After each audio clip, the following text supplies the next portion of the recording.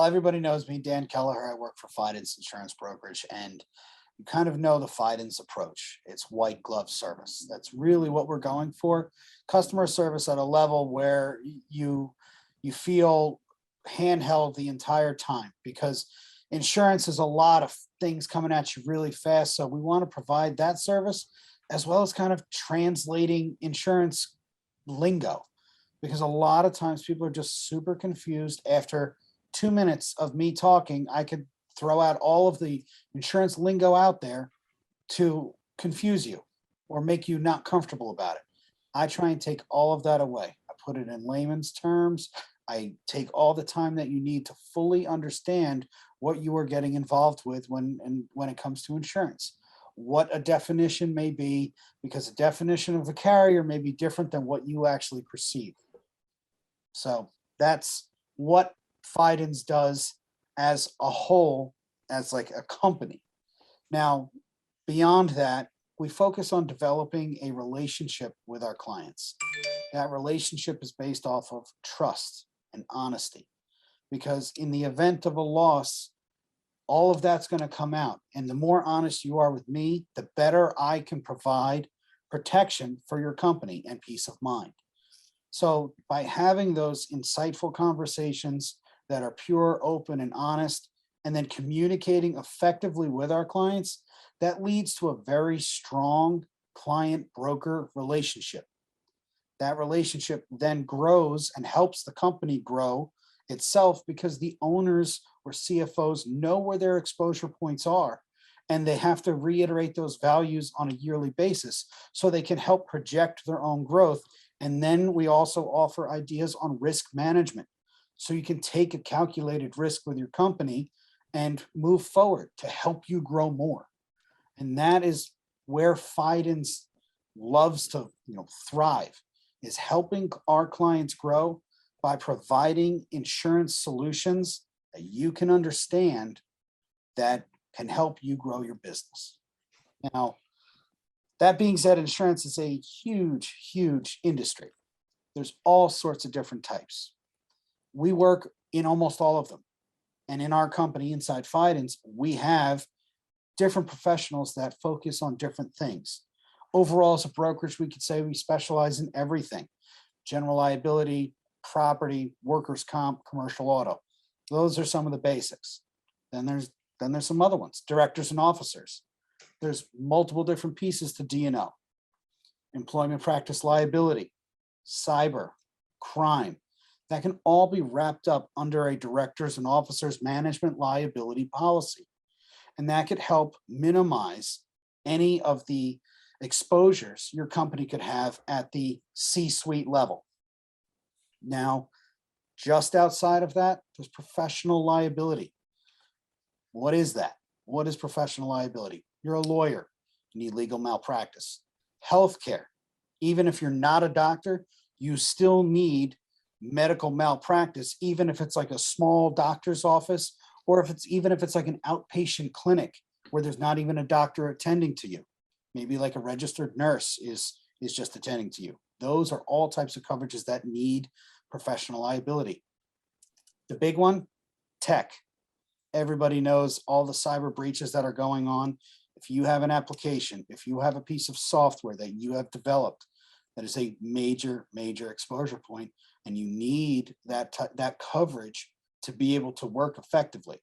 Most of the time, contractually, you're going to be asked for that, even if you don't even touch a lot of data and you're just helping on the technical end. As a matter of fact, I have a client who doesn't have an application, doesn't have any type of process or procedure that's patented. They just help companies organize on the tech end. He needs professional liability, big time. Cyber, all of that. After that, financial institutions, accountants, CPAs, they need professional liability for their clients and for themselves to protect them for any type of error in judgment or error in the process that could have happened with a claim. So that covers professional liability. Now, when it comes to myself and Fidance Insurance Brokerage, I have a few specialties that I work on, but I really do help in the background of FIDENS, helping out with the logistics with inside FIDENS, setting up processes and procedures for intake, client intake, our management system issues there, working with the accounting to make sure that the whole business runs correctly with Brian and Alan and so forth, other staff members as well.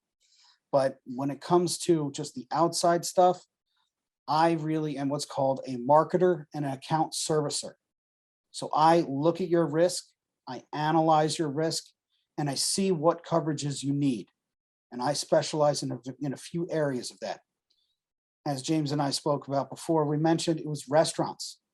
I grew up in and around restaurants as a young man, and I know every coverage that's needed for restaurants. I know about the Ansel systems, the hoods, the cleaning procedures, the porters, the grease traps. I know about it all. So I know where those exposure points are for these clients. So this is where that beginning portion, where I said before, where we develop an open and honest conversation, is I talk about those things with clients. Sometimes they don't even think about it. Well, you have two walk-in fridges. One of them is for all your dairy products. One of them is for the beer. Okay, so the beer gets warm, may get a little skunked, not a big deal. But if that other freezer goes out, the dairy one, if you're out for more than 4 or 5 hours, Department of Health regulations say everything's got to go. So you need coverage for that. And that's specific. That's spoilage or temperature change. Different carriers call it different things. This is where the knowledge about these types of institutions really help. Another one that I work on, that I do a lot of work on, is product liability. If you have a product, say you may have a t-shirt company, and you sell your t-shirts to the public under your own brand name, Dan's T-shirts, right? Anybody can bring suit against you for an alleged claim. Your t-shirt gave me an allergic reaction. I am going to sue you for that. Your t-shirt says it's made with 100% cotton. I think it's some polyester. I'm going to sue you. It all falls under product liability. And then if there's a recall, product recall insurance goes underneath product liability. This is how to effectively take your product off the market without incurring crazy costs, because it's going to take advertising. It's going to take shipping and logistics. It's kind of the reverse of having an Amazon store.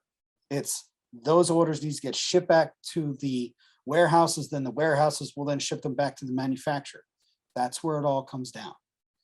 And as product liability is where I specialize in all sorts of different products: clothing, toys, art, believe it or not, art pieces and not art pieces, do-it-yourself art kits with the chemicals that are involved, with the paints themselves, and anything having your own brand name on it needs product liability.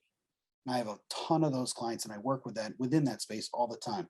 One of my clients manufactures electric scooters out of China that are shipped over to the US. It's just a wild, type of client. And they need product liability for road legal electric vehicles. Can you imagine the regulations that are required for that? It's absurd. The batteries, the tires, the chains, the parts, inspections, it's all comes down to that. Another area that I specialize in is property. I do a lot of property. So some of those product liability companies, they have inventory just sitting in warehouses waiting to get shipped. And that inventory has been shipped from China. So I cover the entire way from the ship to the truck, to the warehouse, and then from the warehouse to the end point destination. They're called 3PL locations, drop ship locations. That property coverage to cover your inventory, God forbid there's a loss, is something I specialize in. And I know insurance is very boring, and I'm probably putting everybody to sleep. I apologize. But another one is buildings. Say you have 6 or 7 buildings in New York City that you rent out. I write those. And those are the ones where it gets really tricky. What type of construction is it? When was it updated? When was the roof updated? When was the electrical updated? When was the HVAC updated? When were all of those updates? Because carriers need to gauge that risk, because if somebody's living there and there's an electrical issue that hasn't been updated in 50 years, say it has aluminum wiring, that's a disaster waiting to happen.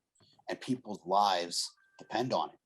So if there's a problem, the carriers need to know these things, which again goes back to that open and honest conversation that I have with the clients. All the information that I intake, that I relay to the carriers, is something that is of utmost importance for my clients to be able to get the proper coverage. And that's about it.